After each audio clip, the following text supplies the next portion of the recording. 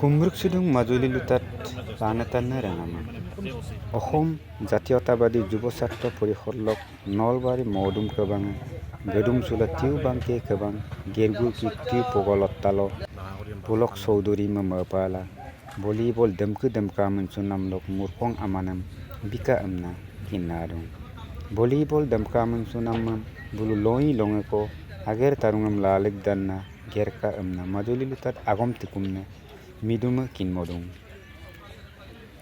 অসম আৰাচককে বাংকু মদি লকে বাংকু মদুম লকে পিঙি কপে ভলিবল দেমজনে অপে আমুনকা আমনাসিং কিনা দं যুৱ ছাত্ৰ পৰিষদক উসকাম্প বুলু volleyball দেমকা মনসুনে দেমজনে অপে আকনে আমানাম Lungila kiko odokku anine amane lungila angoko pe ika amin bosatto perikhondok polak sangal kabang abu pe odokku ratul bor ngaibu keba nebu pe dula er tarin kudin apo kangan pe airu pe irga loblok pe gerba pe amna kinar ede longa kinare kapakatu kwageran kapakatan Points to Morigao 6-1. Con một cây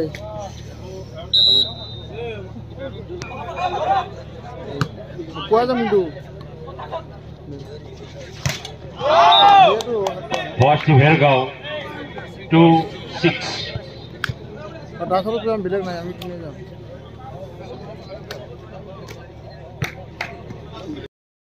আমন্ত্ৰণমূলক prize money volleyball আপোনালোকৰ ভাতৃ যে পুলক চৌধুৰীৰ শৰণত মানে volleyball প্ৰতিযোগিতাখন অনুষ্ঠিত হৈছে আৰু তেওঁক মানে শ্ৰদ্ধাঞ্জলি জনালে কি ক'ব? নলবাৰী জিলা সমিতি অসম জাতীয়তাবাদী যুৱ ছাত্ৰ পৰিষদে টিহু আঞ্চলিক সমিতিৰ উদ্যোগত প্ৰয়াত পুলক চৌধুৰী সোঁৱৰণী আমন্ত্ৰণমূলক ভলীবল প্ৰতিযোগিতা পাতিছে।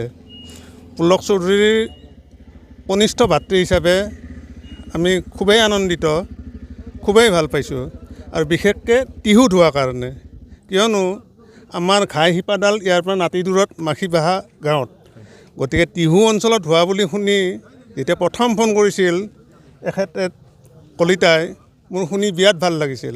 তেখেতে কৈছিল দাদা আহিব লাগিব। মই কৈছিলোঁ নিশ্চয় যাম। ইয়াৰ আগতেও গৈছোঁ, মই তিনিচুকীয়াত বা ডিব্ৰুগড় সিফালেও গৈছোঁ। মাজত কিছু বেমেজালি বা ক'ভিড কালত হোৱা নাছিলে অনুষ্ঠানটি, কিন্তু এইবাৰ টিহুত হোৱা বুলি জানি মই একেজাপে আহিম বুলি কৈছিলোঁ। যেনেকৈ নহওক মই যামেই বুলি কৈছিলোঁ। গতিকে এই অঞ্চলত হোৱাৰ কাৰণে খুবেই ভাল লাগিছে আৰু পৰিষদক আমাৰ পৰিয়ালৰ তৰফৰ পৰা কৃতজ্ঞতা আৰু ধন্যবাদ জনাইছোঁ।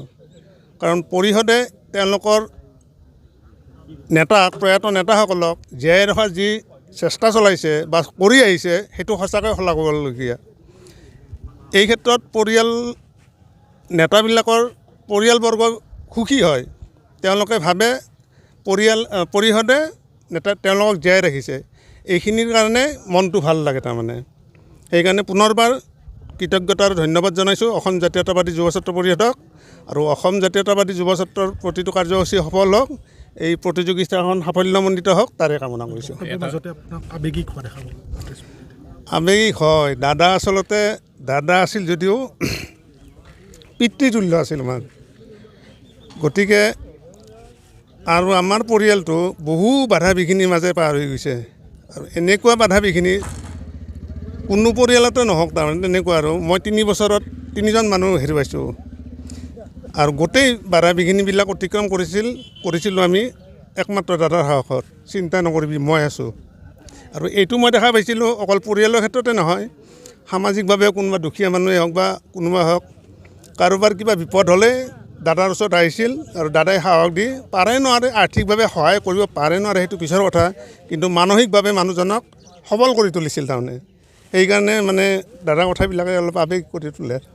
এটা সময়ত আচলতে জ্যেষ্ঠ ভাতৃ আপোনাক নেতৃত্ব দিছিল যুৱ ছাত্ৰ পৰিষদক, এতিয়া কেনেকুৱা হোৱাটো বিচাৰে মানে তেওঁৰ? যুৱ ছাত্ৰ পৰিষদে সদায় ভাল কাম কৰক, সমাজখনক সঠিক দিশত আগুৱাই লৈ যাওক, তাকেই মই আশা কৰোঁ। তাৰমানে যুৱ ছাত্ৰ পৰিষদটো আজিৰ অনুষ্ঠান নহয়, সুদীৰ্ঘ কালৰ পৰা তেওঁলোকে বহুত চেষ্টা কৰি আহিছে আৰু বৰ্তমান কৰ্মকৰ্তাবোৰেও বহুত চেষ্টা কৰি আছে, তেওঁলোকৰ ভাল হওক সেইটোৱে আমি কামনা কৰিম তাৰমানে। কিবা আধৰুৱা কাম আছিল নেকি এনেকুৱা যদি আছে? বিশেষকৈ পৰিষদৰ আধৰুৱা কামৰ পৰিষদৰ ভিতৰত যদিও মোৰ দাদা সাধাৰণ সম্পাদক আছিল, মই পৰিষদৰ ভিতৰত সোমোৱা নাছিলোঁ তাৰমানে। গতিকে আধৰুৱা কাম বা তেনেকুৱা কামৰ বিষয়ে সুধিলে মই সঠিকভাৱে ক'ব টান হয় মোৰ তাৰমানে। কামততো শেষ নায়েই, কিন্তু সঠিক দিশত আগবাঢ়ি যোৱাটোৱে বিচাৰোঁ আমি। পুলক চৌধুৰী শৰণত মানে এখন ভলীবল প্ৰতিযোগিতা অসম জাতীয় যুৱ ছাত্ৰ পৰিষদে অনুষ্ঠিত কৰিছে, কি ক'ব? অসম জাতীয়তাবাদী যুৱ ছাত্ৰ পৰিষদৰ সৌজন্যত নলবাৰী জিলা সমিতিৰ উদ্যোগত টিহু আঞ্চলিক সমিতি আৰু টিহুবাসী ৰাইজৰ সহযোগত অসম জাতীয়তাবাদী যুৱ ছাত্ৰ পৰিষদৰ সাধাৰণ সম্পাদক প্ৰয়াত পুলক চৌধুৰীদেৱৰ সোঁৱৰণত দিবানৈ ভলীবল খেলখন এইবেলি টিহু হাইস্কুল খেলপথাৰত আজিৰ পৰা দুদিনীয়াকৈ কাৰ্যসূচীৰে ৰূপায়ণ কৰা হ'ব। আজি আমি এই যি বহুত জাক জমকতাৰ নহ'লেও অনুষ্ঠিতকৈ হ'লে যি যুৱ ছাত্ৰ পৰিষদে আমাৰ সাধাৰণ সম্পাদকগৰাকীৰ পবিত্ৰ স্মৃতিত এখনি ভলীবল খেল আয়োজন কৰিছোঁ, এইটো আমি যুৱ ছাত্ৰ পৰিষদৰ কৰণীয় বুলি ভাবিহে। আৰু এই সমাজত খেলকো যে আমি প্ৰতিবাদী কাৰ্যসূচীৰ লগত জড়িত নাথাকি খেলত সাংস্কৃতিক দিশতো যে আমি যুৱ ছাত্ৰ পৰিষদে গুৰুত্ব প্ৰদান কৰোঁ, উঠি অহা খেলুৱৈক যে আমি উৎসাহ প্ৰদান কৰোঁ, এয়া আমাৰ এক যুৱ ছাত্ৰ পৰিষদৰ মাধ্যম। অসম জাতীয়তাবাদী যুৱ ছাত্ৰ পৰিষদৰ এই যি দিবানৈ ভলীবল খেলখন আজিৰ পৰা আৰম্ভ হ'ব। এই খেলখনে সমগ্ৰ অসমতে এটা খেলুৱৈসকলৰ হৈ এটা শুভবাৰ্তা প্ৰদান কৰিব বুলি আমি যুৱ ছাত্ৰ পৰিষদে আশাবাদী। আৰু ইয়াত আমি অসমৰ বিভিন্ন জিলাৰ পৰা আহি টিহুত এই হাইস্কুল খেলপথাৰত পদাৰ্পণ কৰিব। আৰু আমি টিহুবাসীয়ে যুৱ ছাত্ৰ পৰিষদৰ কেন্দ্ৰীয় নেতৃত্বক আমি মানে সগৌৰৱে আদৰণি জনাম বুলি আমি প্ৰতিশ্ৰুতি বা প্ৰতিজ্ঞাবদ্ধ হৈ এই যথাসাধ্য আমি খেলখনৰ যিমান পাৰি সিমান মানে সুচাৰুৰূপে পৰিচালনা কৰিম বুলি আমি এটা আশা কৰিছোঁ। যিহেতু খেলখন ভলীবল প্ৰতিযোগিতা, মানে ৰাইজক কি আহ্বান জনাব এতিয়া?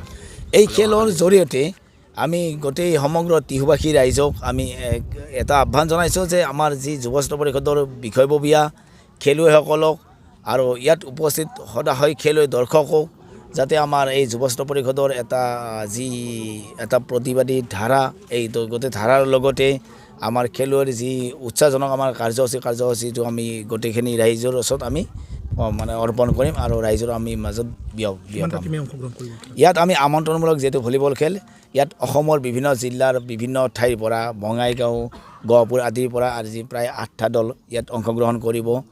আৰু প্ৰথম পুৰস্কাৰ হিচাপে যদিও আমি আমন্ত্ৰণ দিছোঁ, প্ৰথম পুৰস্কাৰ হিচাপে আমাৰ 40,000 টকা আছে, দ্বিতীয় পুৰস্কাৰ আমাৰ 25,000 টকা আৰু ট্ৰফি আছে।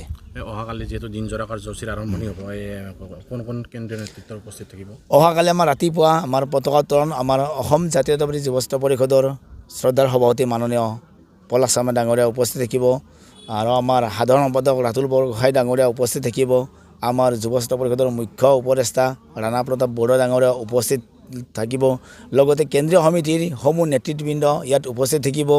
অসমৰ বিশিষ্ট খেলুৱৈসকলক আমি মাতিছোঁ, সেইবিলাক তেখেতসকল উপস্থিত থাকিব। আমাৰ খেলৰ লগত জড়িত প্ৰায় সংখ্যক মানুহ অসমৰ যিখিনি জড়িত আটাইখিনিকে আমি ইয়াত নিমন্ত্ৰণ জনাইছোঁ।